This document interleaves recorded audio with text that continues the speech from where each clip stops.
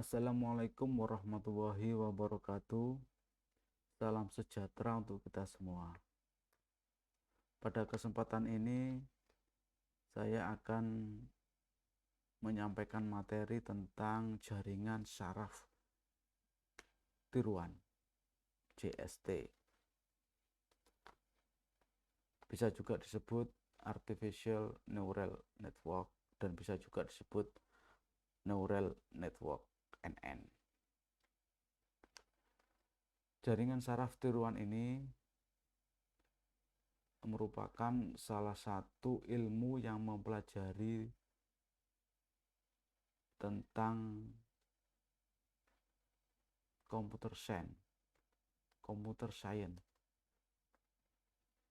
soft computing, yang mana jaringan saraf tiruan ini mengadopsi dari kemampuan otak manusia dalam memberikan stimulasi rangsangan-rangsangan dan melakukan proses-proses yang sangat kompleks untuk menghasilkan output. Seperti itu.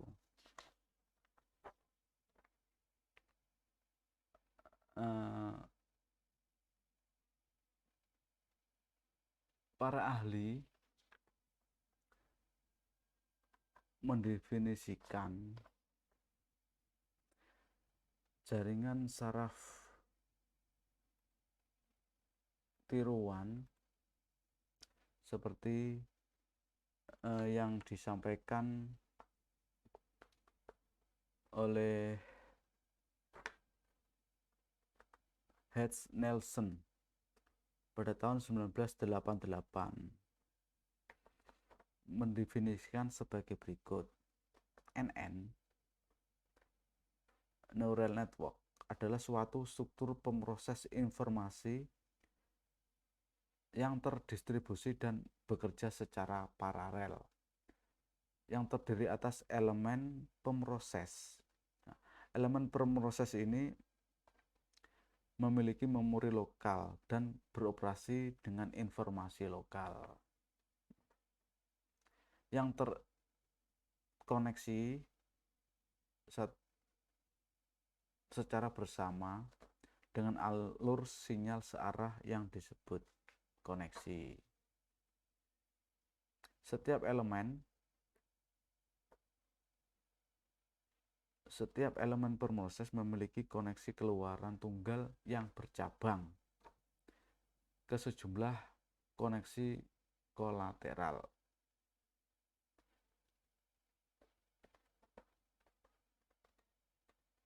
Keluaran dari elemen pemroses tersebut dapat merupakan sembarang jenis persamaan matematis.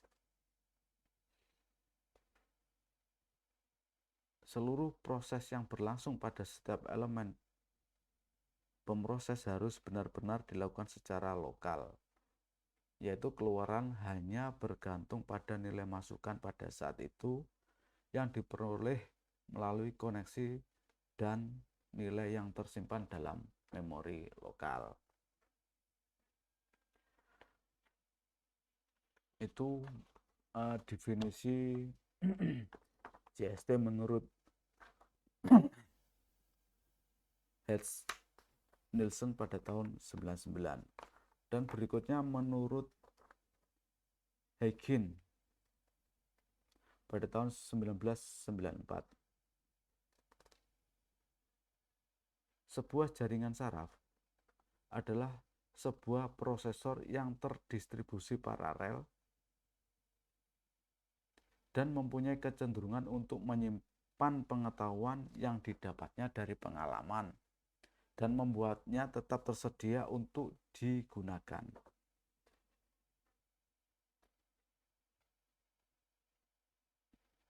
Hal ini menyerupai kerja otak dalam dua hal, di antara yang pertama, pengetahuan diperoleh oleh jaringan melalui suatu proses belajar. Dan yang kedua, kekuatan hubungan antar sel saraf yang dikenal dengan bobot sinapsis digunakan untuk menyimpan pengetahuan.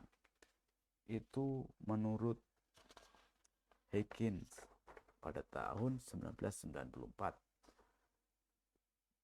Dan yang berikut definisi menurut Zurada GM pada tahun 1992. Jaringan saraf tiruan adalah sistem selular fisik yang dapat memperoleh, menyimpan, dan menggunakan pengetahuan yang didapat dari pengalaman. Dan yang berikut, yang keempat atau yang terakhir, definisi menurut DARPA, Neural Network Study pada tahun 1988,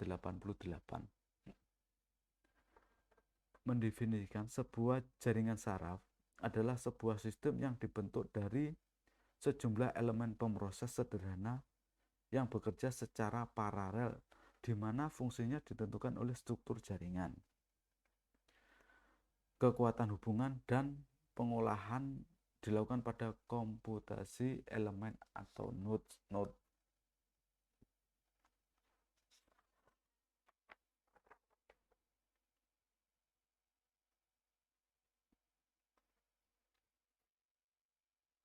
Dan berikut adalah gambar dari atau model dari jaringan saraf otak manusia yang terdiri dari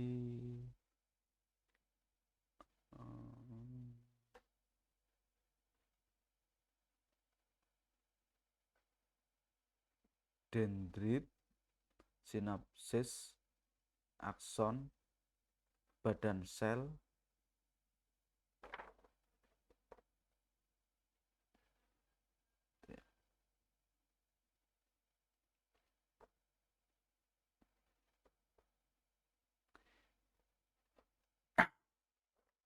dari gambaran skema neuron otak manusia diperoleh ide untuk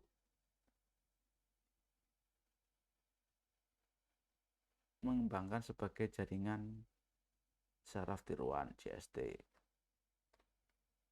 di mana otak manusia memuat sekitar 10⁻11 neuron. Neuron ini berfungsi memproses setiap informasi yang masuk. Satu neuron memiliki satu akson dan minimal satu dendrit. Setiap sel saraf terhubung dengan saraf lain. Jumlahnya mencapai sekitar 10⁴ sinapsis. Masing-masing sel itu saling berinteraksi satu sama lain yang menghasilkan kemampuan tertentu pada kerja otak manusia. Nah, di sini dendrit itu berfungsi untuk mengirim impuls yang diterima ke badan sel saraf.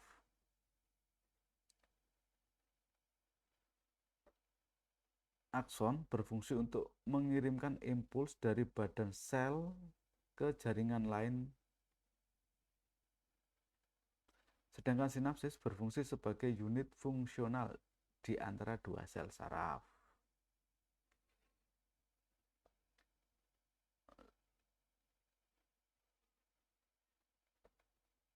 Cara kerja saraf otak manusia. Sebuah neuron menerima impuls dari neuron lain melalui dendrit dan mengirimkan sinyal yang dihasilkan oleh badan sel melalui akson. Kemudian akson dari sel saraf ini bercabang-cabang dan berhubungan dengan dendrit dari sel saraf lain dengan cara mengirim impuls melalui sinapsis. Sinapsis sendiri adalah unit fungsional antara dua buah sel saraf, misalnya sel saraf A dan B. di mana yang satu adalah serabut akson dari neuron A dan satunya lagi adalah dendrit dari neuron B. Kekuatan sinapsis bisa menurun atau meningkat tergantung seberapa besar tingkat propagasi atau penyiaran yang sering disebut dengan nilai ambang atau threshold. Nah, itu gambaran singkat dari cara kerja otak manusia.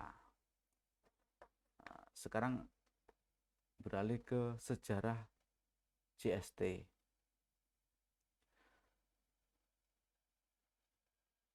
Diawali pada tahun 1943, Warren McCullon dan Walter Pitt memperkenalkan perhitungan model NN yang pertama kalinya dengan melakukan kombinasi beberapa processing unit sederhana bersama-sama yang mampu memberikan peningkatan secara keseluruhan pada kekuatan komputasi.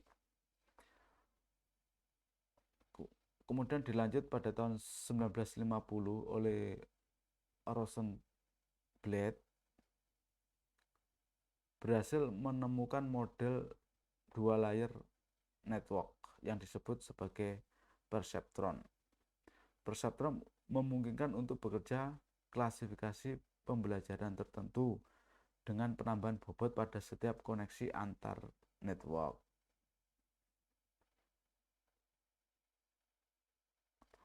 Dan ini adalah gambar dari atau algoritma dari perseptron. X1 adalah input atau data masuk, kemudian W ini adalah weight, bobot, dan ini adalah fungsi sum, penjumlahan.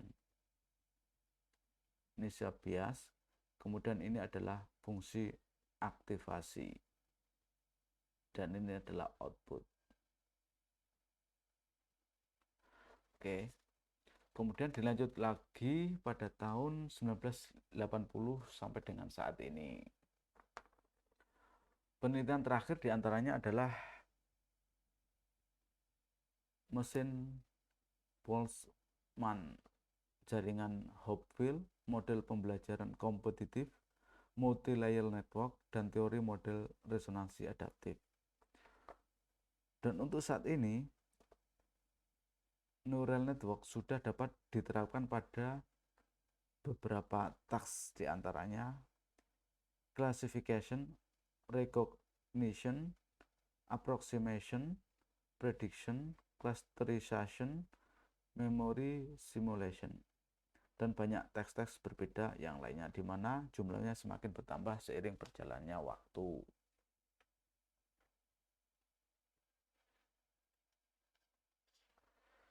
Sekarang kita beralih ke struktur ANN. ANN, Artificial Neural Network, mengadopsi mekanisme berpikir sebuah sistem atau aplikasi yang menyerupai otak manusia, baik untuk pemrosesan berbagai sinyal elemen yang diterima, toleransi terhadap kesalahan atau error, dan juga parallel processing. Nah, secara sederhana digambarkan seperti ini. Ada input, ada bobot, kemudian ada fungsi sum, penjumlahan, kemudian ada fungsi aktivasi. Ini menggunakan aktivasi tangga biner atau sigmoid, kemudian output.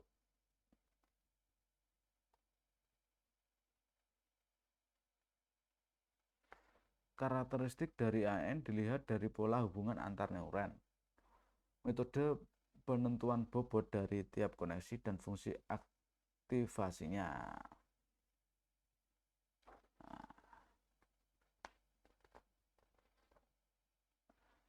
Di sini ini input berfungsi seperti dendrit, output berfungsi seperti akson, kemudian fungsi aktivasi berfungsi seperti sinapsis.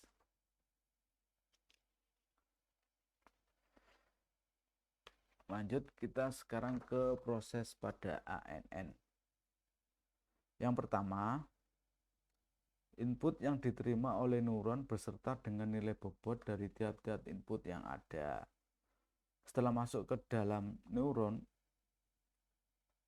nilai input yang ada akan dijumlahkan oleh suatu fungsi penjumlahan summing fungsi yang bisa dilihat seperti pada digambar dengan lambang sigma. Yang ketiga, hasil penjumlahan akan diproses oleh fungsi aktivasi setiap neuron. Di sini akan dibandingkan hasil penjumlahan dengan threshold nilai ambang tertentu. Dan jika nilai melebihi threshold, maka aktivasi neuron akan dibatalkan dan sebaliknya. Jika masih di bawah nilai threshold, neuron akan diaktifkan. Setelah aktif, neuron akan mengirimkan nilai output melalui bobot-bobot outputnya ke semua neuron yang berhubung dengannya. Proses ini akan terus berulang pada input-input selanjutnya. Sekarang pemodelan jaringan ANN. Yang pertama, pemodelan jaringan dengan lapis tunggal single layer atau bisa juga disebut feed forward. Jaringan ini hanya memiliki satu lapisan dengan bobot-bobot terhubung. Jaringan ini hanya menerima input, kemudian secara langsung akan mengolahnya menjadi output tanpa harus melalui lapisan tersembunyi.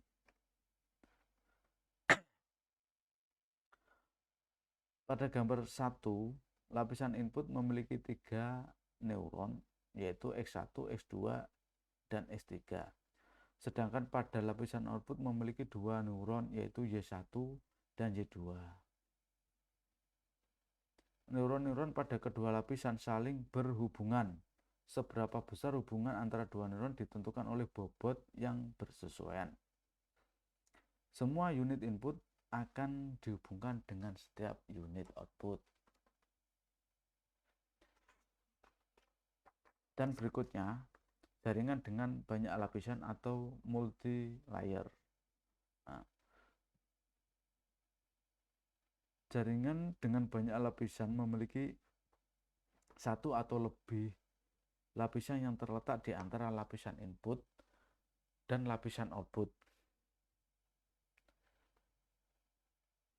Multilayer ini bisa memiliki satu atau lebih lapisan tersembunyi atau hidden layer. Pada gambar di samping atau pada gambar 2, ada lapisan bobot-bobot yang terletak antara dua lapisan yang bersebelahan. Jaringan dengan banyak lapisan ini dapat menyelesaikan permasalahan yang lebih sulit daripada lapisan dengan lapisan tunggal. Tentu saja dengan pembelajaran yang lebih rumit. Namun demikian, pada banyak kasus, pembelajaran pada jaringan dengan banyak lapisan ini lebih sukses dalam menyelesaikan permasalahan.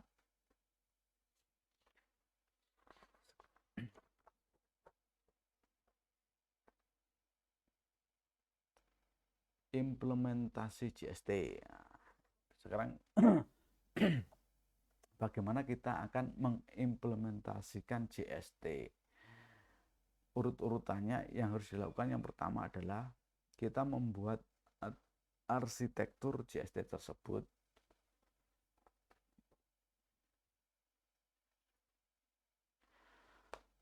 Suatu JST bisa terdiri lapisan input atau satu atau lebih lapisan tersembunyi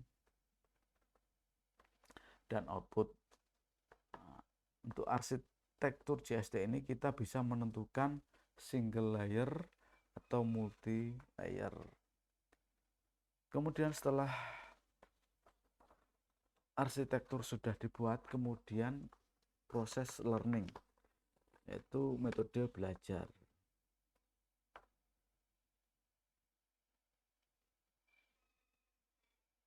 Jadi tahap belum belajar ini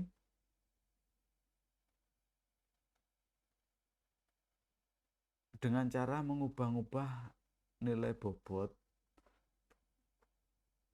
sehingga output dari JST sesuai. Di output dan target menjadi sesuai. Itulah fungsi dari learning. Jadi learning ini menggunakan input, output, data benar. Jadi sudah ada pola yang benar untuk melakukan metode learning. Dan dalam JST metode pembelajaran atau learning ada dua jenis. Yang pertama supervised learning, merupakan metode belajar dari contoh yang benar. Dalam metode ini JST tidak belajar sendiri tetapi dijalankan melalui contoh-contoh yang benar. Contoh algoritma supervised learning seperti perceptron, backpropagation, dan least mean square. Yang kedua, menggunakan metode pembelajaran unsupervised learning, mengandalkan analisa JST untuk mengenali kesamaan dan perbedaan antara data-data input. Contoh algoritma yang digunakan adalah K-means clustering, Kohenin, dan ERT.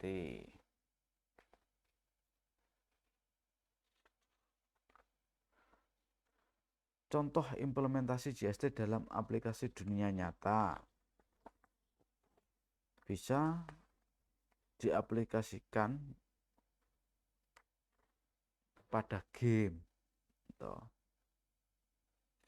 Kemudian aproksimasi fungsi, function approximation, regression analysis, prediksi berkala, atau time series prediction. Kemudian mengklasifikasi pengenalan pola tulisan tangan maupun pengenalan pola huruf atau abjad. Kemudian pemrosesan data, seperti contohnya clustering dan filtering. Contoh implementasi JST Perceptron untuk pengenalan pola. Nah, di sini ada contoh untuk membuat jaringan Perceptron untuk mengenali tabel berikut ini. Dengan nilai learning rate yang sudah ditetapkan alpha sama dengan 1 dan threshold atau theta sama dengan 0,1. Kemudian ada 3 inputan, X1, X2, X3, dan target. Jadi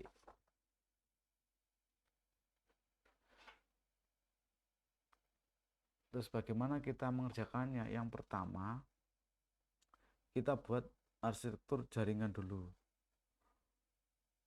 Kita buat seperti ini, X1, X2, X3 adalah inputan data. Ini neuron, kemudian bobot, kemudian nilai bias, dan aktivasi, kemudian output dengan menggunakan aktivasi undak biner.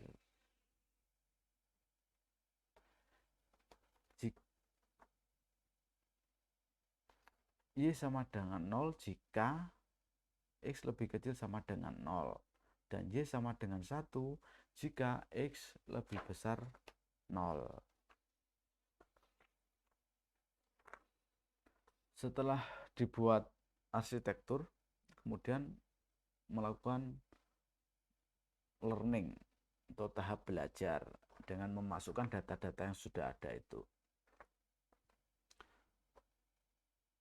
Dan menggunakan rumus perubahan bobot delta W sama dengan alpha kali T kali XI. Perubahan bias delta alpha kali T.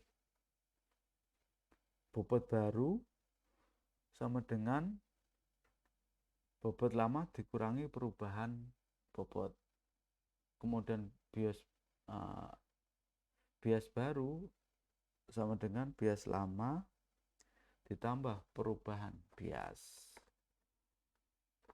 Kemudian kita inisialisasi semuanya, bobot awal untuk W1, W2, W3 dan bias 0.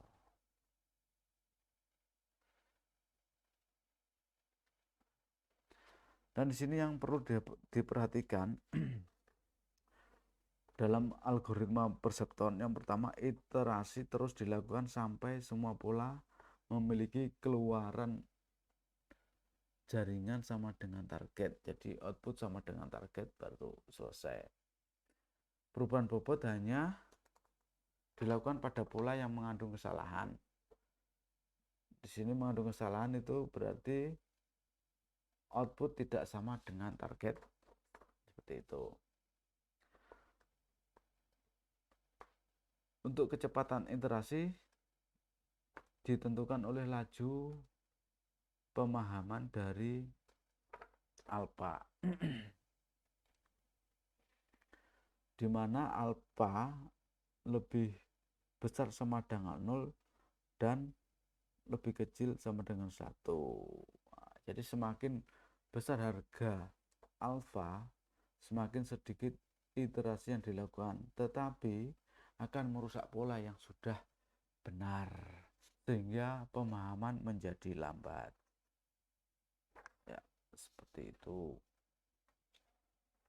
Dan ini adalah referensi-referensi yang saya cari di internet, googling, kemudian saya rangkum seperti ini.